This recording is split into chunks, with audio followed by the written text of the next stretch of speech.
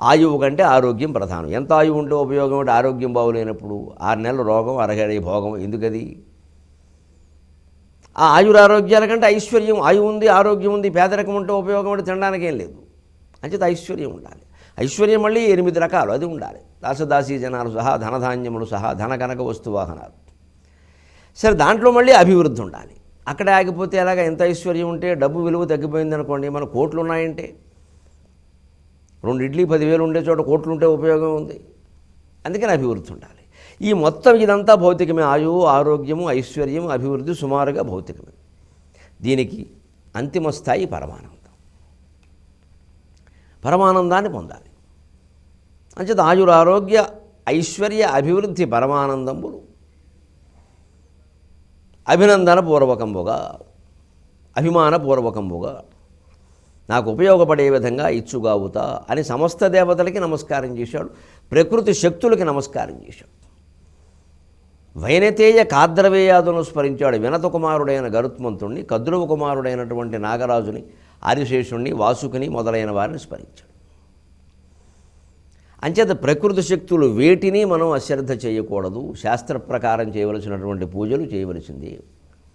నేను ఎప్పుడూ ఏదో భగవన్నామం స్మరిస్తూ ఉంటానండి, అందుకని నేను ఇంకా వెంకటేశ్వర దీపారాధన, సత్యనారాయణ వ్రతం, విఘ్నేశ్వర పూజ ఇవన్నీ ఏం చేయనండి, లేకపోతే నేనేదో ఫలానా దేవుణ్ణి నమ్ముకున్నానండి, మా పద్ధతి ప్రకారం ఇవన్నీ అవసరం లేదండి, అన్నింటికీ ఆయన ఫోటో వేయనండి, ఇది అజ్ఞానం.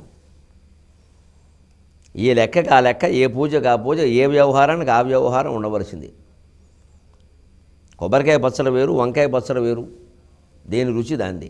కొబ్బరికాయ పచ్చడి చేసే విధానం వేరు, కొబ్బరికూర శనగపప్పు పెట్టి చేసే విధానం వేరు, కొబ్బరి లౌజు చేసే విధానం వేరు, కొబ్బరి దేంట్లోనైనా ఓ పొట్లకాయ కూరలో కొబ్బరి వేసి కలపడం, అప్పుడు కొబ్బరి వేరు, తరిగే విధానం కూడా వేరు.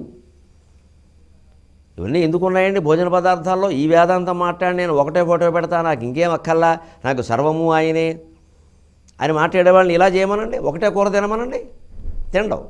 అక్కడ సమస్తం కావాలి. 2 ఇడ్లీలోకి నంచుకుందుకు 6 పదార్థాలు కావాలి. ఎందుకని? ఈ ఇడ్లీ ఇలా చప్పగా ఉంటుంది కాబట్టి ఇందులో ఏదో 4 రకాలు లేకపోతే నచ్చదనేగా. జీవితమైనా అంతే, దైవారాధనైనా అంతే. విఘ్నేశ్వర పూజ ప్రాధాన్యం విఘ్నేశ్వర పూజదే, సత్యనారాయణ వ్రతం ప్రాధాన్యం సత్యనారాయణ వ్రతందే, వెంకటేశ్వర దీపారాధన ప్రాధాన్యం దాందే, కామేశ్వరు నువ్వే. ఆ కొంతమందికి ఎలవేలుపుగా ఉంటుంది, వాళ్ళు అది చేయాల్సిందే. వేరే వాళ్ళు చేయకపోవచ్చు, అది వేరే వారికి ఇంకోటి ఉంటుంది. ఇలాగా మన సంప్రదాయం ప్రకారం, ఆచారం ప్రకారం వచ్చేటువంటివి ఏవీ మానకూడదు. ఏ పండుగలు, ఏ పూజలు, ఏ పద్ధతులు మానకూడదు. అవన్నీ మానేసి వెర్రి వేదాంతాలు, చేతకాని వేదాంతాలు, బద్ధకం వేదాంతాలు నేర్చుకోబట్టే ఇలా ఉన్నాం. పూర్వం వాళ్ళు బాగున్నారు, పూర్వం రోజులు బాగున్నాయి, అప్పుడు కట్టిన భవనాలు కూడా బాగున్నాయి. ఎందుకంటే మనుషుల మనస్సులు బాగున్నాయి, అంతకంటే ఏం లేదమ్మా. అప్పుడు మనుషుల మనస్సులు బాగున్నాయి అంతే. మనస్సు బాగుండడం వల్ల అన్నీ బాగున్నాయి, నీతిగా పనిచేశారు. ఇప్పుడు మనస్సు ఎందుకు బాగోలేదు? మనస్సులో నీతి లేదు, స్వార్థం ఉంది.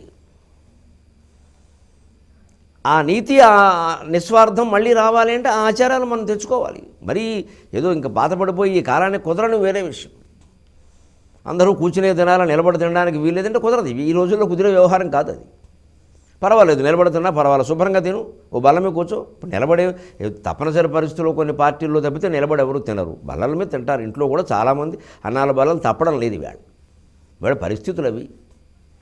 మంచిది, ఆ బల్ల మీద శుభ్రంగా తిను. అక్కడ ఊరికే మెతుకులు పోసి పంటకాళ్ళని చేయకుదని ఆ గిన్నె ఈ గిన్నె కలిపేయకు. ఇది పెద్ద బలం ఉందిగా, సుఖంగా పెట్టుకోవచ్చుగా. కింద తిన్నప్పటికంటే సౌకర్యం ఇప్పుడు, ఎప్పటికక్కడ పెట్టుకోవచ్చు. దేనికి దానికి కింద ఏమిటో స్టాండర్లు, అండర్స్టాండర్లు. మనుషుల్లో అండర్స్టాండింగ్ లేదు కానీ ఈ స్టాండర్లు బాగానే ఉంటాయి. నువ్వు పెట్టుకోవచ్చుగా శుభ్రంగా. ఇంకా శుభ్రంగా తినవలసింది పోయి అనాచారం ఎందుకు వస్తుంది?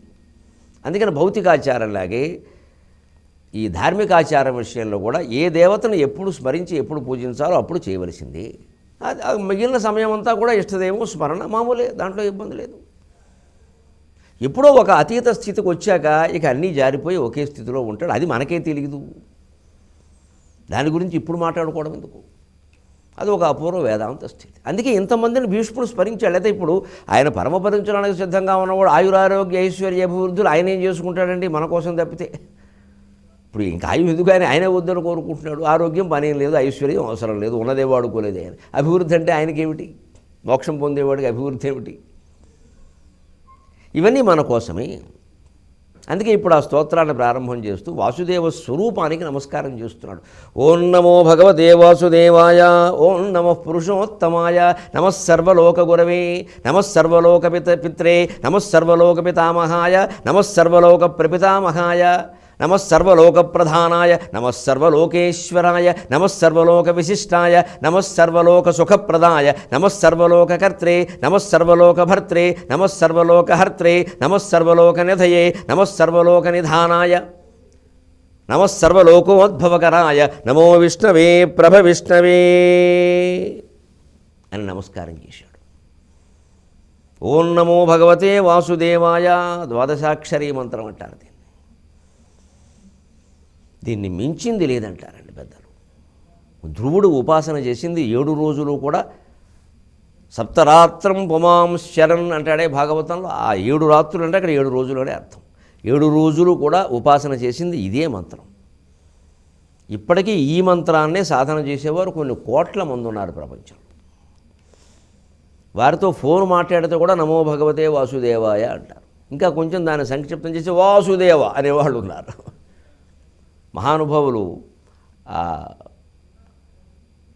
పెదముత్తేవి పీఠాధిపతులు లక్ష్మణయతీంద్రుడు, వారు వారి శిష్యులు అనుచరులు అందరూ ఇలాగే మాట్లాడతారు. వాసుదేవ అంటారు ఫోన్ చేస్తే. నాకు ఆనందంగా ఉంటుంది.